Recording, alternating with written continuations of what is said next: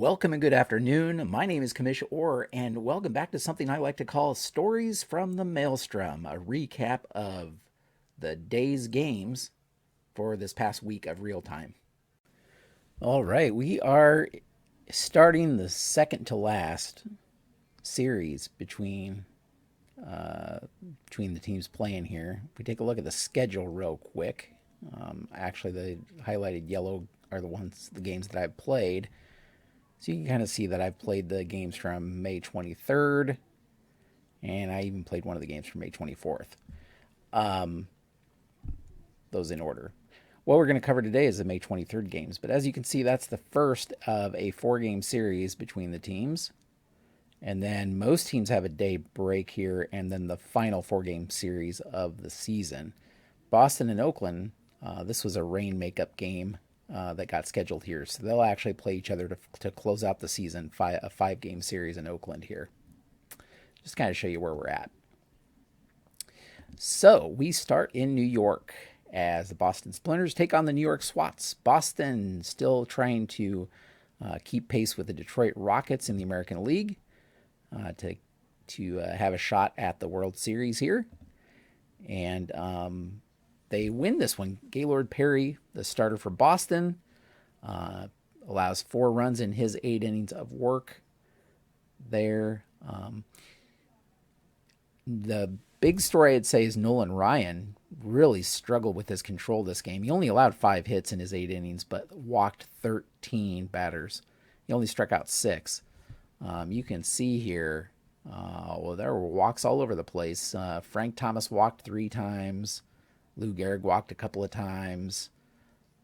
Charlie Gehringer walked a couple of times. And that's what really got him into trouble here. He allowed 8 runs in his 8 innings, mostly set up because of all of these walks. Now, Lou Gehrig was 2 for 3 with 3 RBI. He had a RBI triple here in the second, and he drove in 2 in the third with a double. Walked a couple of times, as I mentioned. So he was kind of the offensive standout star. But yeah, Nolan Ryan really struggled here. He's had some good games strikeout-wise. Nothing quite like this for walks, but needless to say, Boston does what they needed to do. They win this one. They improved to 25-21. New York falls to 19-28. And so Boston keeps close to the Detroit Rockets, but time's running out, so they'll need Detroit to do something here if they want to catch them with, I think Detroit has a 2.5 game lead at this point. We head over to St. Louis as the Los Angeles Dynamos face off against the St. Louis Wizards. And this is a key one for LA. They really, in order to have any shot, they pretty much need to sweep the Wizards and still need to somehow gain 2 more games in the final 4-game series. But that's not what happened. Steve Carlton and Pete Alexander had an incredible pitcher's duel in this one. Alexander actually allowed a run in the first inning, a leadoff double to Oscar Charleston, followed by an RBI single from Tony Gwynn, and that was the only run that scored in the entire game. So that first inning saw the only run action. Pete Alexander actually only allowed 6 hits. He walked 1. He only struck out 1 in his 8 innings here. But Steve Carlton gets I believe it's his 3rd shutout of the season, a 4-hitter against the LA Dynamos, striking out 9. He walked 2. He improves to 7-4. And really, this may be for all intents and purposes, this is kind of the nail in the coffin for LA. They were already struggling, and this didn't. They're on a downward spiral here. They've lost 6 straight games now, 9 of their last 10. After reeling off an 8-game winning streak to cut St. Louis's lead in the NL to just, I think, 2 games at one point. But those days are long behind. In fact, over the last 6 games, the LA Dynamos have only scored 10 runs. shutout here. They've had a couple of one-run games prior to this one. The offense has just disappeared. And so they dropped to 24-23. St. Louis improves to 31-16, so there's a 7-game lead with 7 games to play. LA would need a miracle at this point in order to have a shot at catching St. Louis, and that would just be tying them. So all St. Louis needs to do is win one more, or LA needs to lose one more of these next 7 games, and that's all she wrote. Heading over to Oakland, the Detroit Rockets taking on the Oakland Jacks. I mentioned before, Boston won to cut the Detroit lead, so Detroit trying to keep pace here. And it didn't look good early on when Brett Saberhagen allowed a couple of solo shots to Rod Carew and George Brett in the first inning.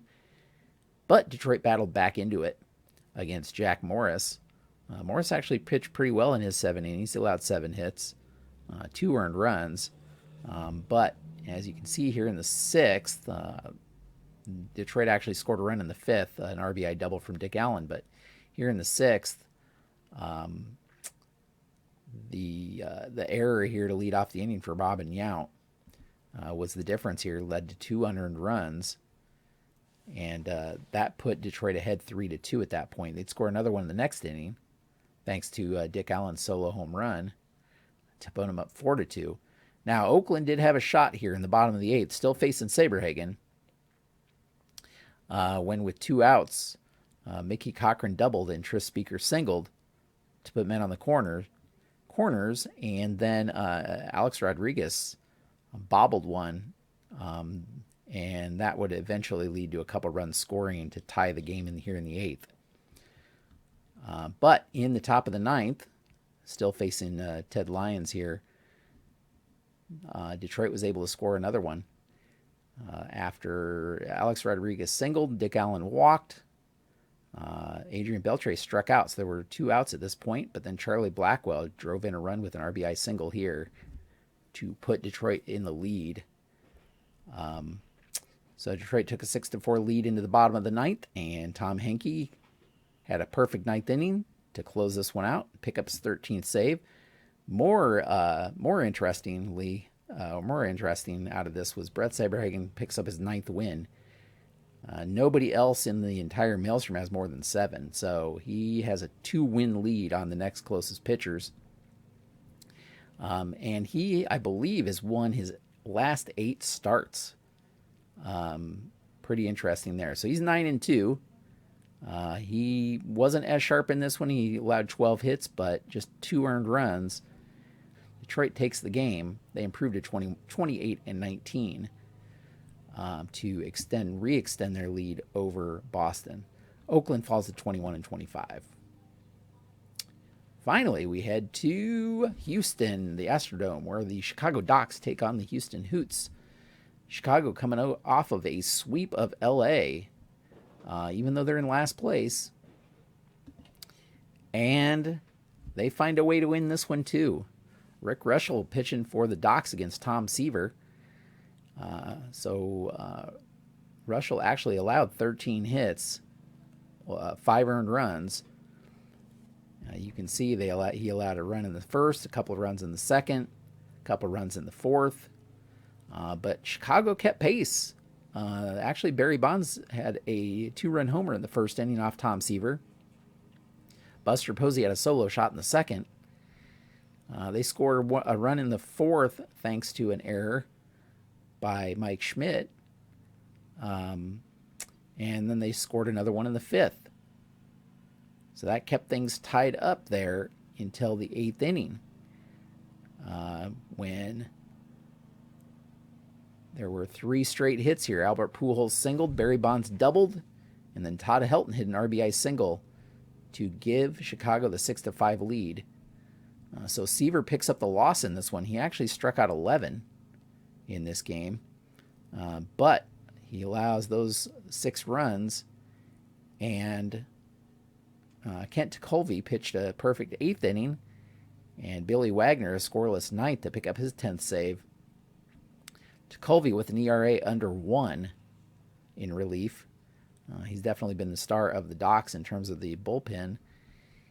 And yeah, so Chicago takes this one. They've now won 5 straight games, and I believe 7 of their last 8. So they improved to 18-29. Houston 21-26. Can see them in the rearview mirror here. Both of these teams out of contention in the National League, but still an interesting battle here as Chicago's trying to fight their way out of the cellar in the National League. So, heading to the standings here, we can see that Detroit maintains a 2.5 game lead over Boston in the American League. Oakland, most likely out of it. They're 6.5 games back. Barring something strange happening, they're probably out of it. LA, we already talked about LA and St. Louis. St. Louis now has a 7-game lead here in the National League as the LA Dynamos continue their free fall. Thought it might be interesting to take a look at some stats because we have a couple of interesting stat races going on as we head towards the last 7 games of the season.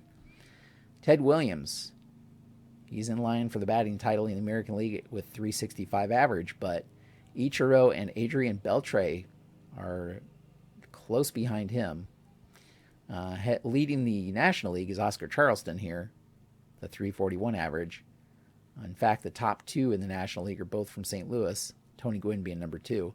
4 of the top 10 are Detroit Rockets players. Williams does lead in slugging in the American League, 683 slugging, and he has an amazing lead in on base percentage, nearly 500. It's 475. In homers, Stan Musial has a comfortable lead over the entire league, and so a clear lead in the National League with 16 home runs. Adrian Beltre and Ted Williams are tied in the American League with 13. So that's interesting to note. So Stan's kind of picking things up in the National League with total bases and home runs and all that fun stuff. Interesting stolen base leaders here. Tony Gwynn actually is tied with Kenny Lofton for the lead, and Joe Morgan, I guess. All have 12.